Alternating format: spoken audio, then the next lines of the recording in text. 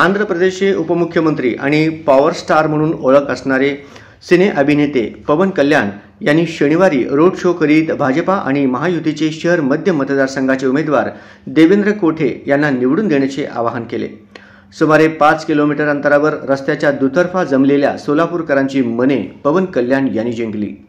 Akkalkot road येथील पाणी टाकीजवळ सिने अभिनेते पवन कल्याण यांचे आगमन होताच उघड्या जीपमध्ये उभे राहिलेल्या अभिनेते पवन कल्याण आणि भाजपा महायुतीचे उमेदवार देवेंद्र कोठे यांचे नागरिकांनी फटाक्यांची आतिषबाजी करत जेसीबीने फुले उधळून त्यांचे भव्य स्वागत केले।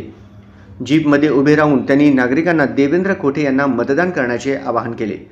नागरिकांनीही त्यांच्या आवाहनाला जोरदार प्रतिसाद देत भाजपा आणि महायुतीचे उमेदवार देवेंद्र कोठे यांच्याच पाठीशी खंबीरपणे उभे राहण्याचा निर्धार व्यक्त केला। जय श्रीराम, भारत माता की जय, वंदे मातरम, जय मार्कंडेय अशा घोषणांनी सर्व रस्ते दुमदुमून गेले होते।